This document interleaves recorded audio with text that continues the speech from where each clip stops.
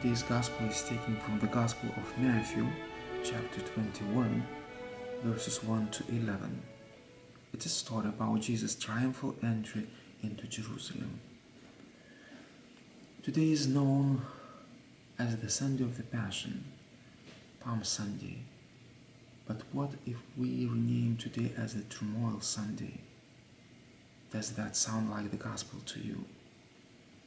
Did you hoping or expecting Jesus to bring some turmoil today?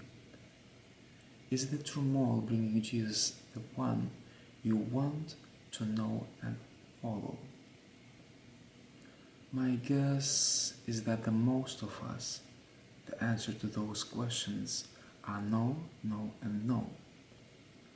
I can honestly say that I have never prayed for Jesus to bring me some turmoil, and I'm betting most of you haven't either.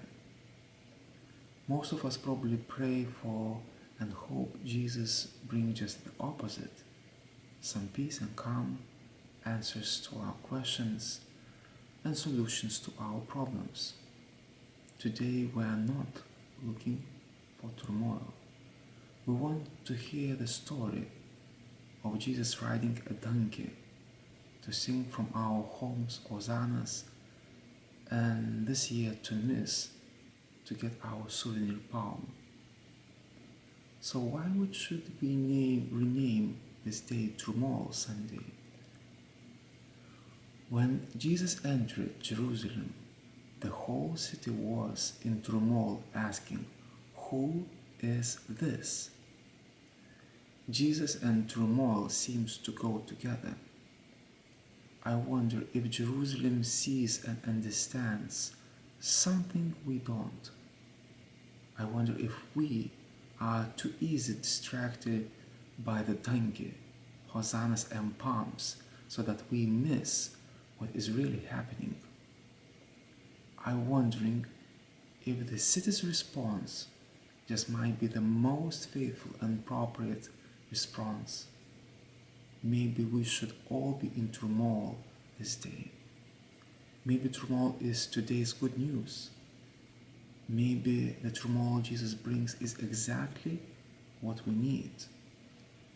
St. Matthew makes it very clear that turmoil sets the tone not just for today, but throughout this entire week and even into Easter.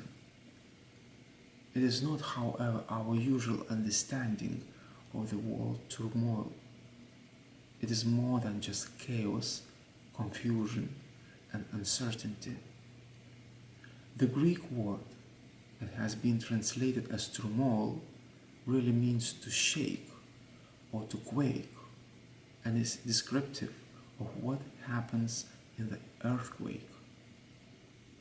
St. Matthew uses this same Greek word to describe Jesus' entry into Jerusalem, the shaking of the earth and the splitting of the rocks at Jesus' crucifixion, the earthquake that accompanies the angel coming and rolling the stone away from Jesus' tomb, and the shaking of the cart who stood at the tomb. The destruction shaped by the Holy Week, however, is not the end, but a new beginning. The tremblers of this week will forever change who we are and the life we live. On Monday, the fragrance of love will mingle with the coming death of Jesus, and everyone in the house will be shaken.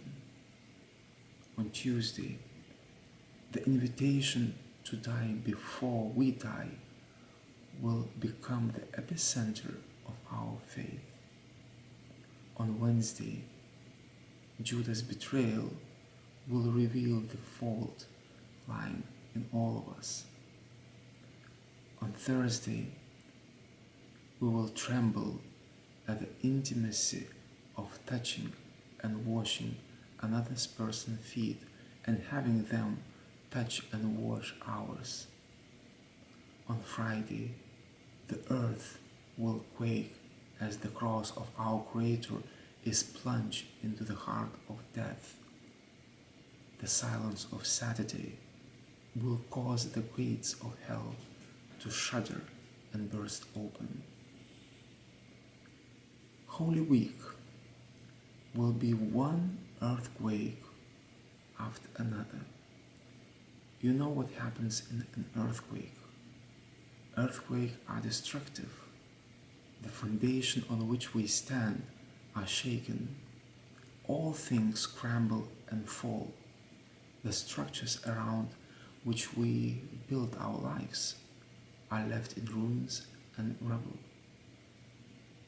That's how Jerusalem experiences Jesus' entry, and that's why this day should be called Turmoil Sunday. So let me ask you this. What part of your life and world needs some kind Jesus of turmoil? What in your needs to be shaken awake and back to life? What has become foundational for your life but no longer supports your life? What are the old ways of thinking, seeing and acting that just need to crumble and fall? In what ways you have become a prisoner of the very structures upon which you build your life? Somewhere in each of our lives, we need the triumphal turmoil of Christ. It is devastation of everything in us that keeps us from being fully alive, fully ourselves, and fully God's. It's the devastation that creates space and place for a new foundation, a new structure, and a new life. The turmoil of this day is also the triumph of this day. The triumph of Palm Sunday is not in the donkey, the hosannas, or the palms. It is Christ's earth-shaking entry into our world and in our lives. It is the triumph that will continue to be revealed throughout this week. It is the triumph that happens whenever or whatever Jesus is present. Amen.